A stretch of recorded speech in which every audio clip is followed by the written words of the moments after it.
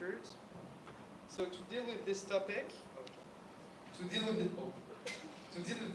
we'll firstly take a look at Pinochet's seizure and consolidation of power. Then we'll focus on the social repression and control put in place during his dictatorship. And lastly, we'll tackle a very unique and interesting point, which is the alliance between the power, the dictatorship power, and the economic alliance. And then we'll finish by a conclusion and some questions. So first part, the implementation of the dictatorship and the consolidation of Pinochet's power. So during the 70s, in the Cold War context, many countries in South and Latin America faced political crisis with very polarized intern situations between, on the one hand, fascist far-right militaries, and on the other hand, far-left political movements who opposed to take the power, and Chile didn't escape this global trend. In 1970, the Chilean people democratically elected Salvador Allende, you can see on the screen, who was the first openly Marxist president of the country. So he initiated a series of very ambitious socialist measures like nationalization of industries and land redistribution, creating a short-term economic crisis, inflation, and social unrest. However, many people, including the business leaders, the military, and even the US government, which was afraid of having to deal with a second Cuba crisis, were unhappy with the election. And so, on September 11th, 1973, a joint military operation by the air, ground, and the ground forces bombed the presidential palace in Santiago de Chile, where the president-elected resided. And so Salvador Allende was then besieged and preferred to suicide than to surrender. So the leader of this military coup d'etat was the commander-in-chief of the Chilean army of that time, Augusto Pinochet. Until the beginning of the 70s, he was relatively unknown. He was a general from a middle-class family and gained influence only after being named at his job by Salvador Allende. So the military powers directly after the coup put in place a junta in which 13 out of the 15 government members were military personnel from the ground, air, navy, and police. This puts an end to the hopes of the Chilean right political parties which supported the coup and hoped that the military would step aside for them. They justified their acts by claiming it was only to save the country from Marxism and economic collapse. Though the junta was initially presented as a collective leadership, Pinochet quickly emerged as the dominant figure. Therefore, by June 1974, the junta officially named him as the supreme leader of the nation. He was granted all executive but also legislative power, so that he became at the same time the head of military government, but also Chile's de facto head of state. So once in control, Pinochet moved swiftly to eliminate any political opposition and reshape entirely Chile's political system. So he suspended the 1925 constitution, dissolved Congress, banned all political parties, and imposed a strict censorship.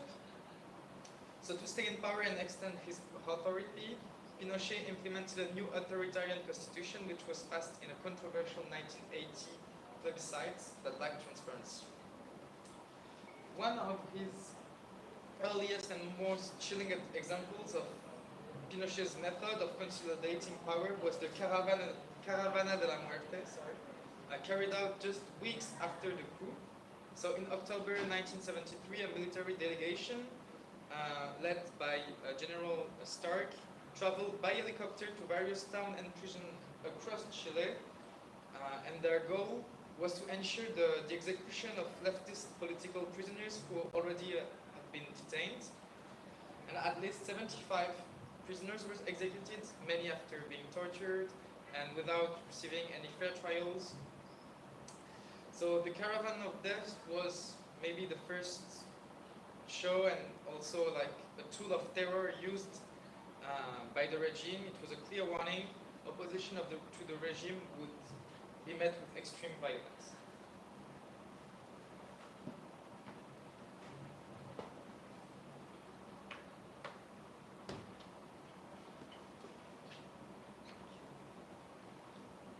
Okay, and next part. Under the leadership of General Augusto Pinochet, the country experienced a classic form of authoritarian rule, heavily reliant on state violence and institutionalized social control to maintain power and eliminate political opposition. Following the coup, Pinochet immediately dissolved Congress, suspended the constitution, outlawed political parties, establishing a regime of centralized and repressive control. Okay, at the heart of this machinery of violence was the secret policy agency, known as the DINA, which maintained pervasive surveillance across Chilean society. Tens of thousands of individuals, labeled as internal enemies, were arrested, detained, and tortured. One of the region's most notorious methods were forced disappearance, a hallmark of a strategy of state terrorism. Okay. One of the region's infamous interrogation centers was Villa Grimaldi, which was taken over by Dina and converted into a site of torture. Today, the site has been transformed into a memorial park. But how much the younger visitor understand about the dark history it commemorates? Survivors recount being blindfolded and drawn into windowless isolation cell, enduring electric shock, waterboarding, sexual abuse, and mock execution. Many victims was never seen again. Their family lived in decades. Beyond physical repression, Pinochet's regime imposed draconian restrictions on freedom of expression, publishing, and journalism.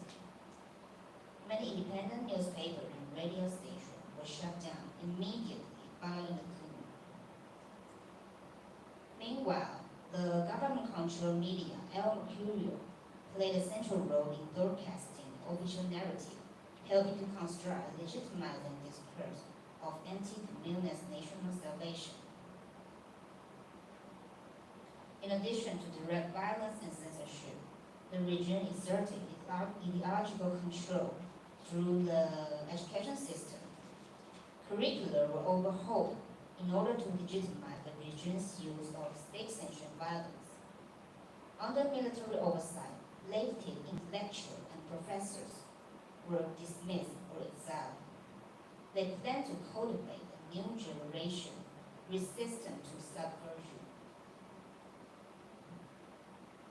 Pinochet's social control extended even further, making fear into daily life through widespread surveillance and informant network. Citizens were encouraged to report on neighbors or co-workers.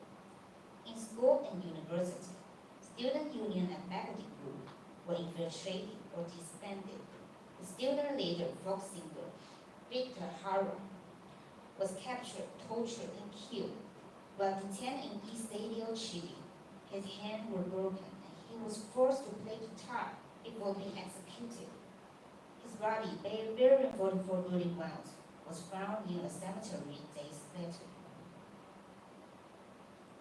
Even after the country's transition to democracy in 1990, the memory of past repression and the structural remnant of authoritarianism continue to hinder democratic consolidation and social reconciliation. Today, the Museum of Memory and Human Rights, located elsewhere in Santiago, documents such atrocity and commemorates the victim of the dictatorship. So I'm going to talk about the alliance with economic elites. So beyond political repression, a crucial pillar of Pinochet's authoritarian regime was its alliance with Chile's economic elites. This alliance ensured mutual benefits, so political stability and repression for the regime, and unprecedented economic liberalization and profit for the alliance. So in the aftermath of the 1973 coup, Pinochet faced the challenge of restoring economic order while maintaining authoritarian control. So to achieve this, he delegated economic policy to a group of neoliberal technocrats known as the Chicago Boys.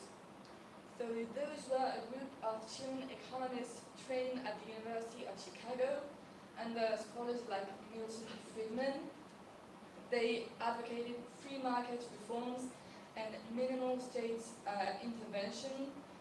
The proposals were laid out in El Ladrillo, so translated the Greek. That's a 500-page economic blueprint written in 1973, so before the coup, at the request of conservative business leaders. These documents outline the privatization of state-owned companies, drastic tariff reductions, and deep cuts to social spending.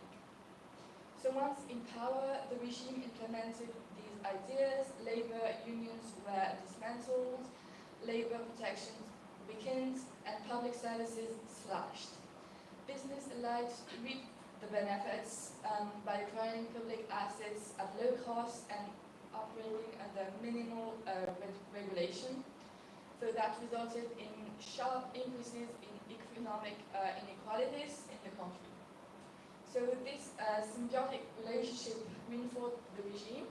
So in exchange for implementing policies that enriched the private sector, Pinochet received an unwavering support from key economic actors, and the business press, especially outlets like El Mercurio, so that we talked about earlier, played a vital role in decimating the regime's economic visions and silencing critics. So the political sociologist Manuel Antonio Gareton argues that this alliance effectively institutionalized elite privilege in Chile. In his book, Incomplete Democracy, he notes that the dictatorship fused authoritarian political control with economic neoliberalism, creating a framework that protects elites' interests even after the return to democracy. So indeed, in the constitution drafted under Pinochet, it was blocking many of these reforms, making them difficult to undo under democratic means. So this alliance is emblematic of what scholars call authoritarian neoliberalism. So that's a model in which authoritarian regimes use repression to impose unpopular economic reforms while ensuring the loyalty of economic elites. Thus, the regime durability was not only built on fear and violence, but also on economic co-optation, showing that authoritarian control often relies as much on elites' complicity as on military repression.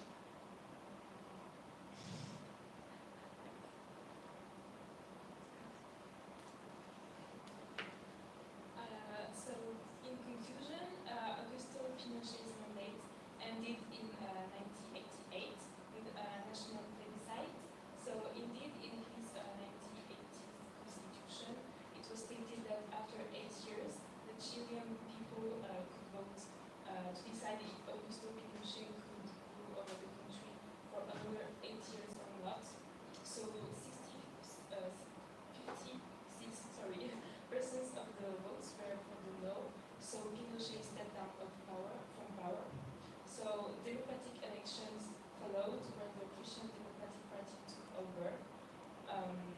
But Pinochet was still named commander-in-chief of the army at that time, and he was also named senator for life. He was still arrested in 1998 for, I quote, genocide, torture, international terrorism, and kidnapping. But even though Pinochet's dictatorship relied on fear, torture, and killed thousands of people, in Chile the population was divided between those who disagreed with his arrest and those who wanted him to be judged for his crimes. But until today, Chile's military dictatorship holds a lot of debate among Chilean society. For example, the 1980 constitution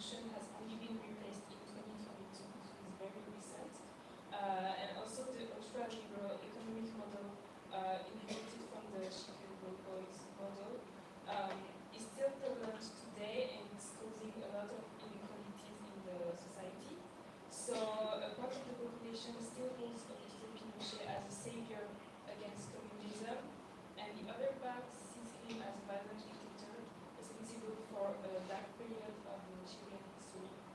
So we have two we have two questions for discussion. So, in your opinion, what could have prevented Augusto Pinochet's regime dictatorship?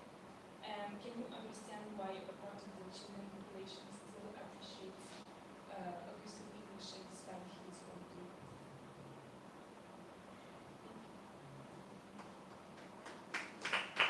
Okay. So let me take over. Thank you very much. Yeah, thanks. So thank you.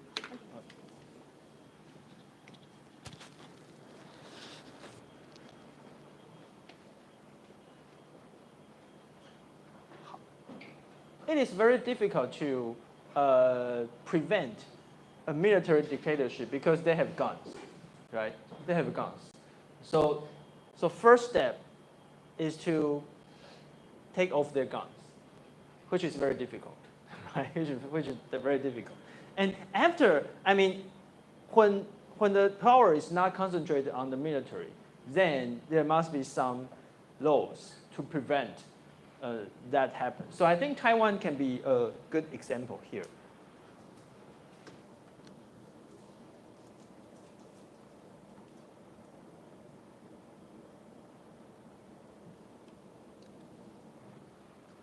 So in the Taiwan case,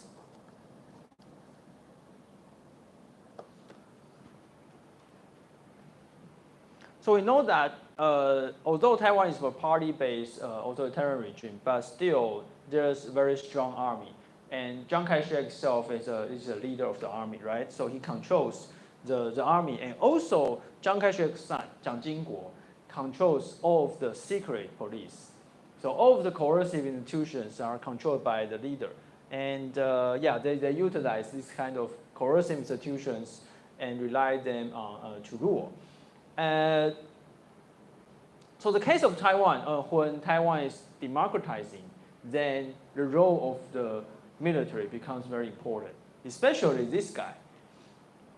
So this is Jiang Jingguo and this is Hao Bochun. So the then general of the chief of the how to say 参谋总长, chief in general in chief. Okay, so he is a top ranked military personnel in the military. Okay, so he's a 参谋总长that time. So everyone, and also the vice president is Li Denghui, and the vice president is Li Denghui. And after Jiang Jingguo died in 1988 or 89, 87. I mean, in 1988 when he died, and then Li Denghui took power because Li Denghui was the then vice president, and Li Denghui has nothing. Okay, Li Denghui has nothing.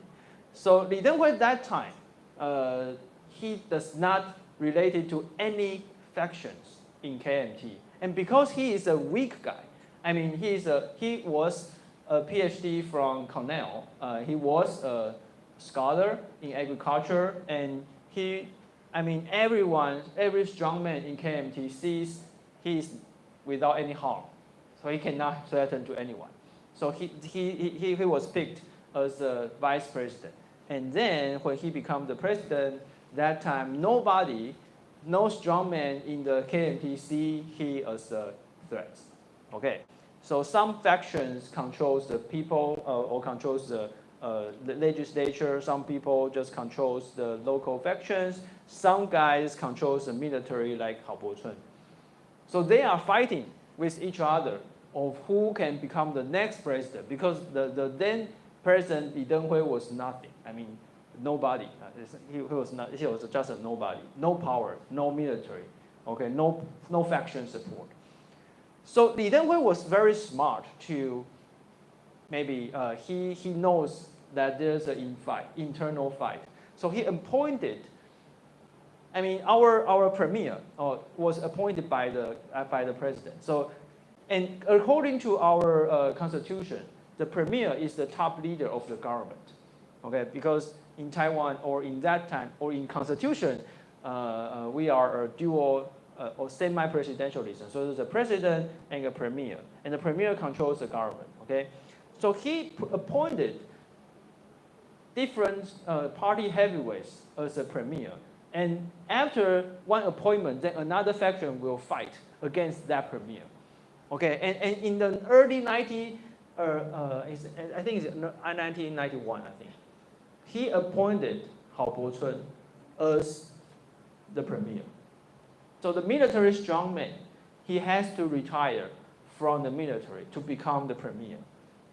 Okay, and because he was a military, and then the civil societies, just like this, the paper of capital, the capital paper, just like this. This is F word.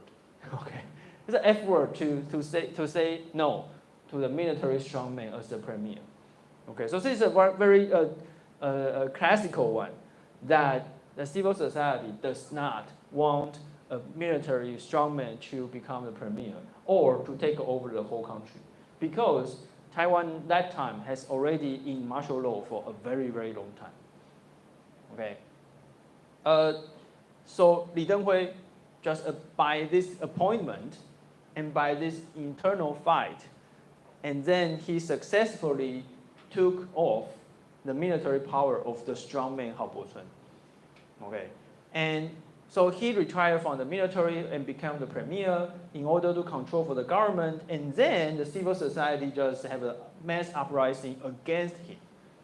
And then Li Denghui just utilized the public opinion and to have the national summit for how to say 国事会议. It's a national summit or national discussion of the future of democratic reform.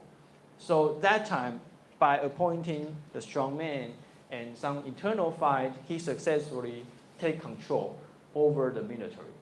No, he's not take control of the military, but just take off the strongman. Okay, and then there's a constitutional reform. And in the constitutional reform, he had some of the compromises with the strongman. So Hao Bo-chun became the premier, and then Hao Bo-chun can determine some kind of the reform. But at the same time, he introduces some of the laws to nationalize the military, to prevent any leader from the military of taking power. Okay, for example, we have a law to prohibit a military from participating in the election or from any kind of the important official positions, so that we just prevent, so-called prevent or prohibit any kinds of possibilities that a military personnel can take over power. 就是李登辉他非常聪明，他是一个 nobody， 就是他其实什么都没有，没有军队，也没有这个派系的支持，但他就是靠着指定某一些大佬去当行政院长，然后他被指定当行政院长之后呢，就有其他的大佬去斗他，斗一斗之后，他们就两败俱伤，然后接下来呢，最聪明的是让郝柏村来当行政院长，然后就人民就很怒，然后再用这个人民的怒火去把郝柏村斗下来。所以就是用这各式这样去斗，然后最后呢，他也跟精英高层，就是那些党国大佬达成一些协议，然后当然就是做了一系列的这一个民主化的这个改革。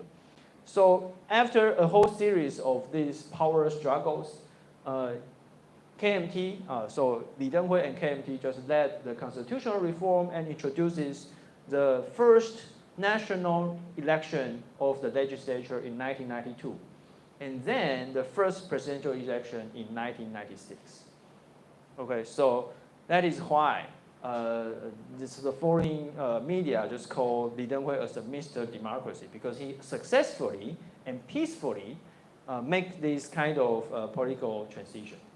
Okay, but the downside of that is that because he has to make a lot of compromises with the old regime, the old elites. Okay. So this is the process of democratization in the 1990s. So always, when a country is democratizing, the most important part is always the military, because the military has a gun and they can take back the power anytime if they still has the gun. It's just like Myanmar or like Thailand. So it is a history of democratic elected government thrown out by the military. And then after a period of time, in the international pressure, then the military will give the power back to the civilian government. And then after a period of time, then it will happen again for a coup. 就是在民主化的过程，或者是在民主巩固的过程，军队永远都是最大的这个障碍。那所以必须要想很多的办法去看能不能够去把那个权力从这个军人的手中抢过来，不然的话就会一直发生像泰国啊、缅甸这种国家，他们就会一直不断的重新选举，选举完又政变，政变完又选举这样的这种状况。OK. Any kind of questions about military regime? No. Okay. Okay. So let's do some questions collected by the question box. I just cannot go over everyone. So if you still have questions and you very want to know, then just email me or we can have another time for discussion. Okay.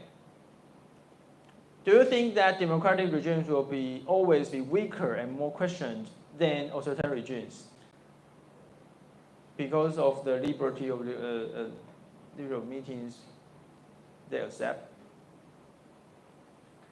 Weaker and more questions than, what does that mean by more question? So the whole question is that a democratic regime is sometimes, when they are interacting with authoritarian regime, then is it possible that dictators will see that democracy is always weaker? So that maybe, for example, Xi Jinping is more confident of interacting with the US, and then Xi Jinping will be adopting some of the strong policies. I guess this is the question. So can you imagine when the US government interacting with China, how do these governments see each other? How do Xi Jinping see the US? Because of the democratic system.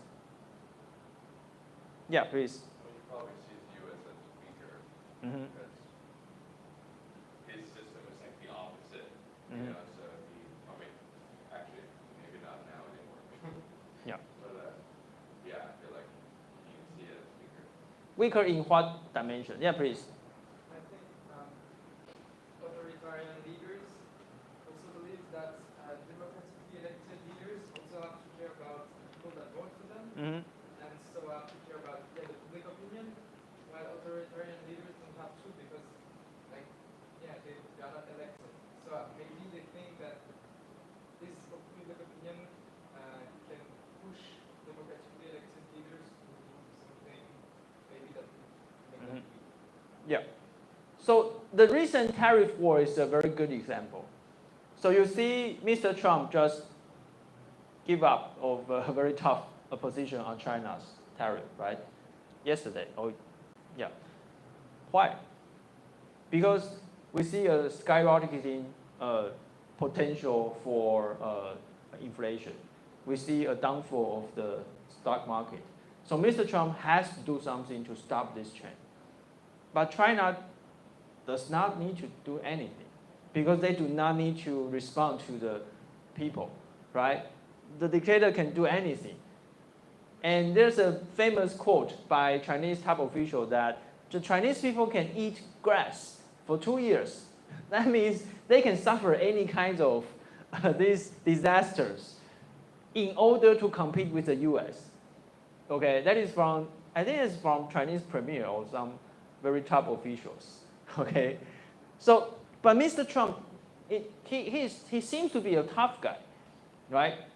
But he still is a democratic elected leader, so he has to respond to the people.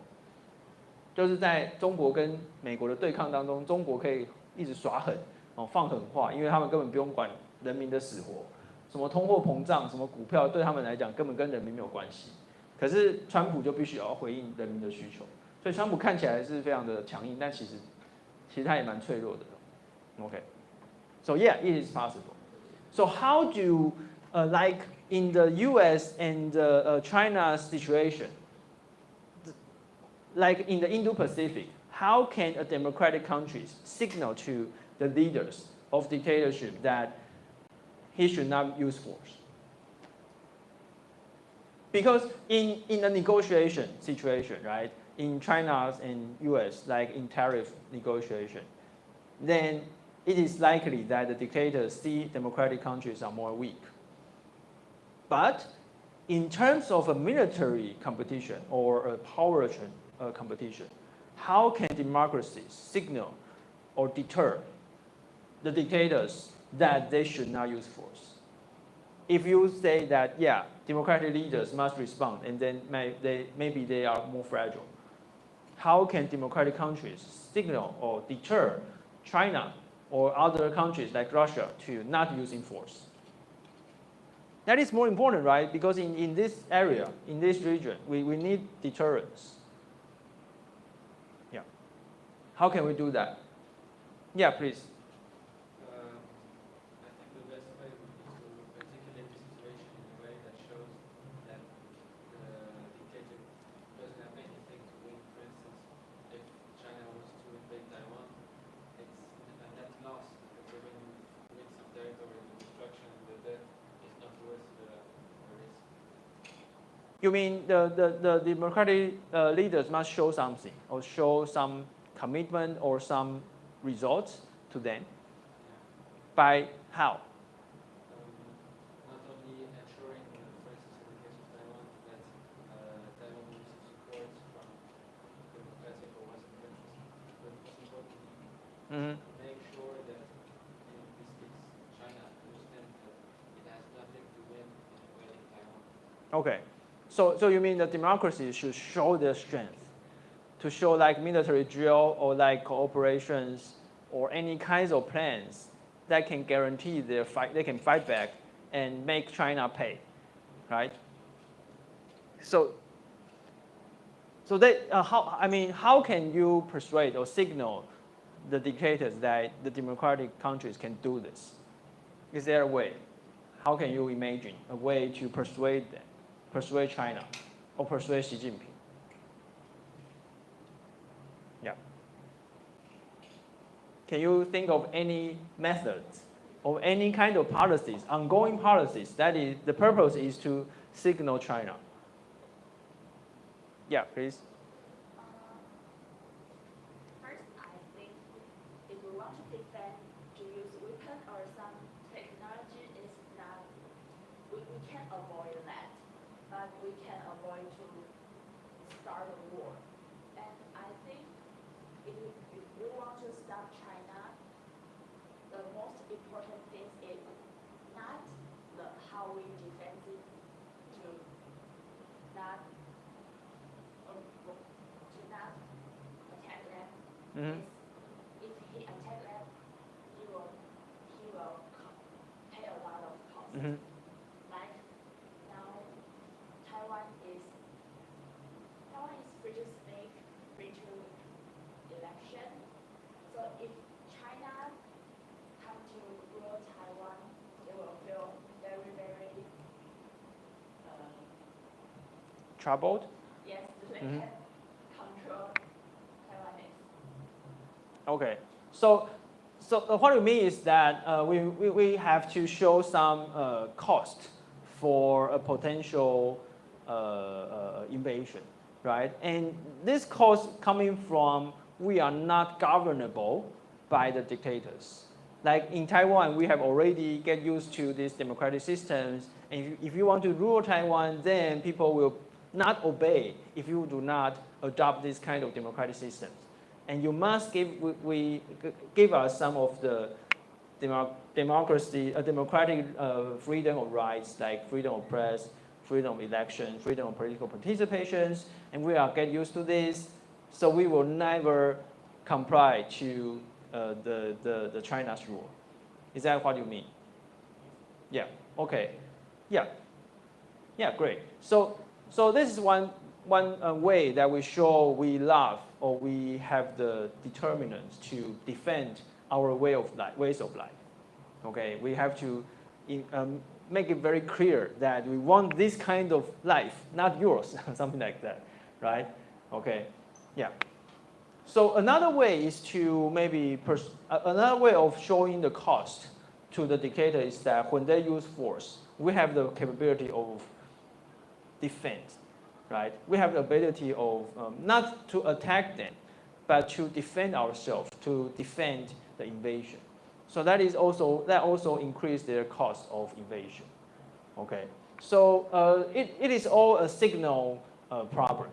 So every country, like including ourselves or the U.S., everyone wants to keep using any kind of signals to the dictators that we can defend ourselves, that the democracies will cooperate to defend the region or something like that. Okay.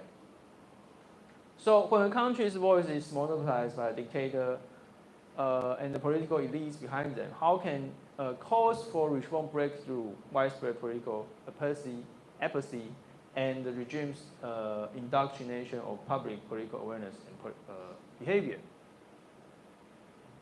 Especially before globalization, information could be monopolized as well or flawed. Well, basically, the question asks, how can we trigger a democratization or a successful democratization, given that the dictators controls everything, right? The dictator controls the freedom of speech and prohibit people of mass gathering, mass protest, and also controls the information. How can we get through all of this? So are you starting to, do you start to read the novel 1984? So in the totalitarian regime, everyone is just tightly controlled by the regime, right? And under this situation, how can we break through? How can it make it possible that democratization can start? Well, it's very difficult, right? Very difficult. So also we can use Taiwan as an example of how democratization really happened. So what happened before?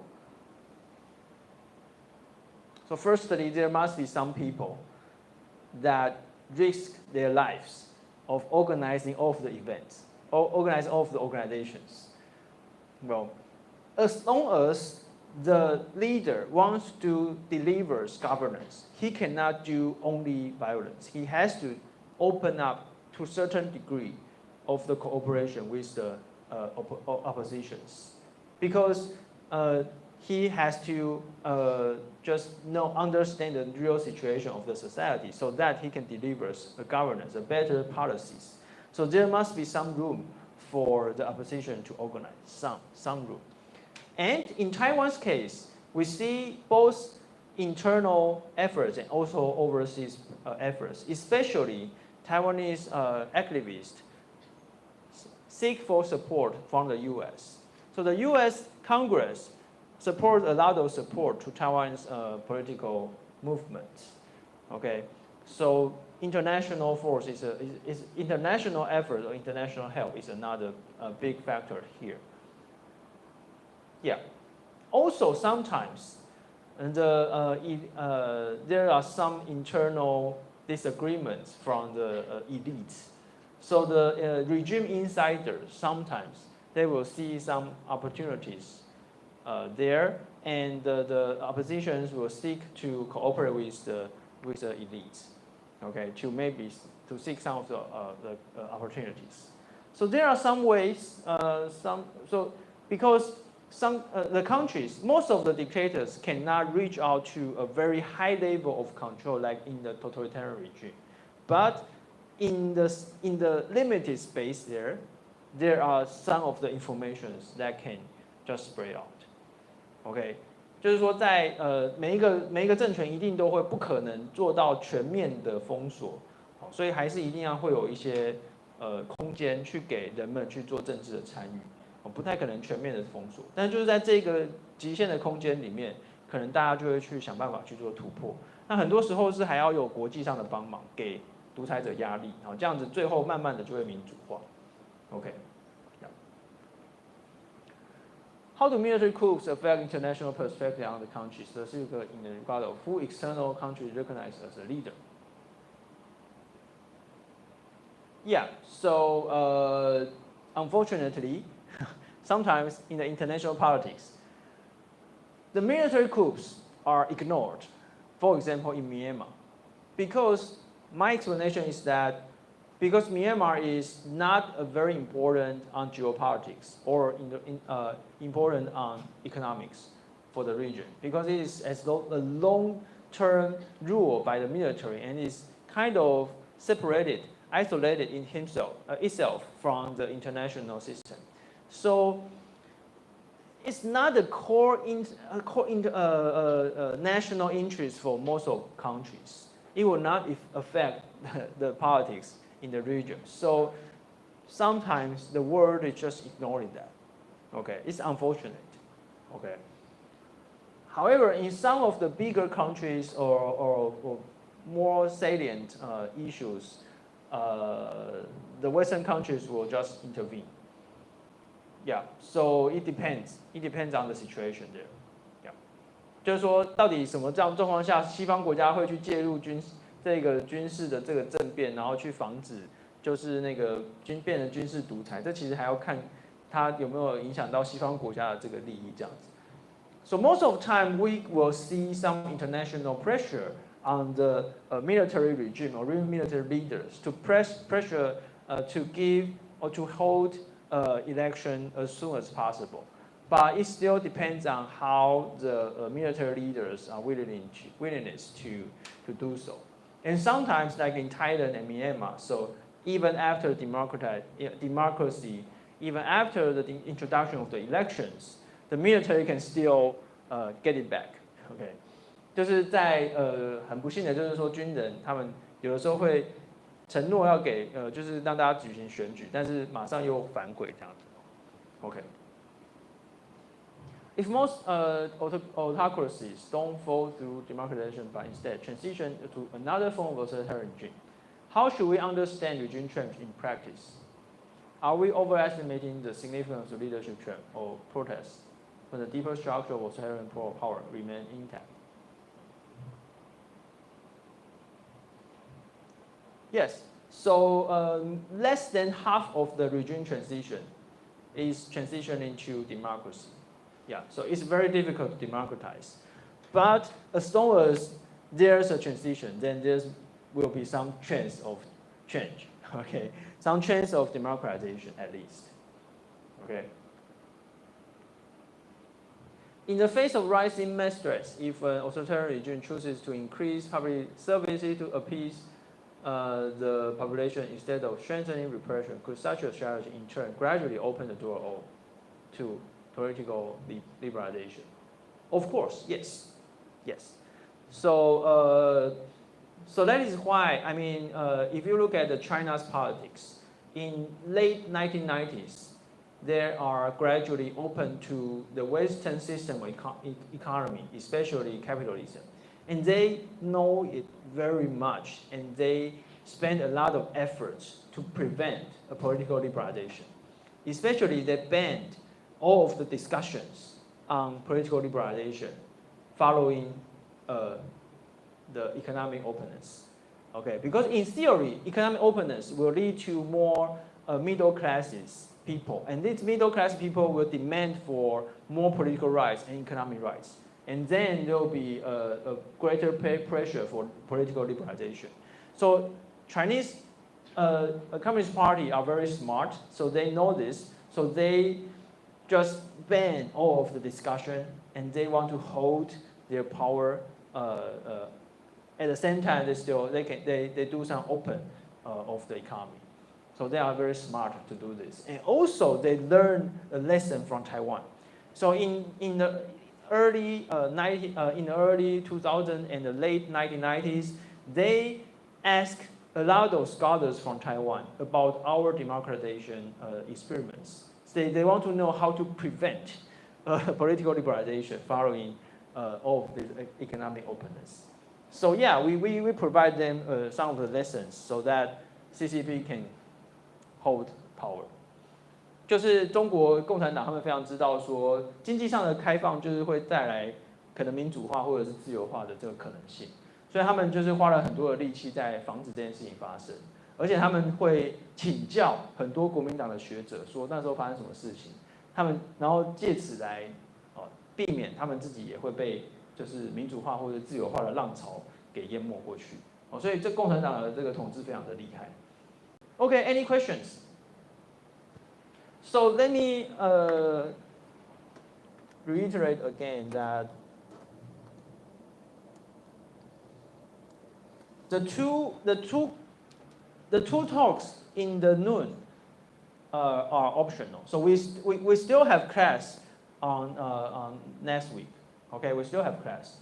So after the class, we will have the brown bag in the room of, I think it's D317, I think. So that way, the classroom will be there. So please register if you want to participate. I will provide you with some light lunch. Also, we have another talk on Monday.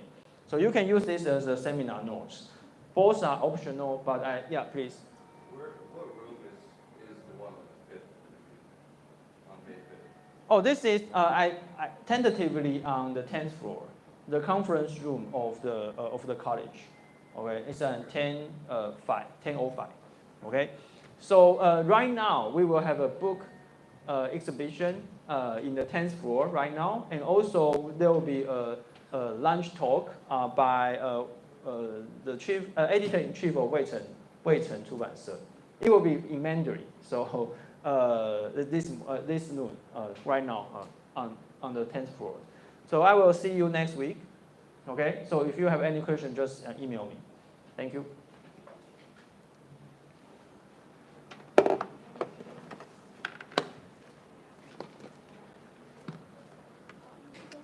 不是公告都会说组长要就是传公告给国际社，但是我们这个国际社不读讯息。不读讯息。对，就是我上礼拜。那他有来吗？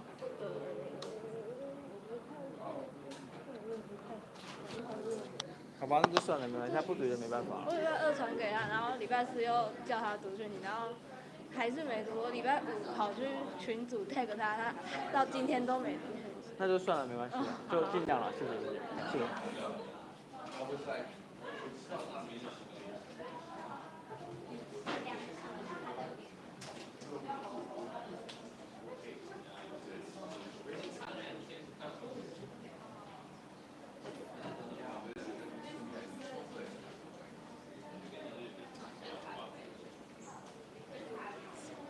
Yeah.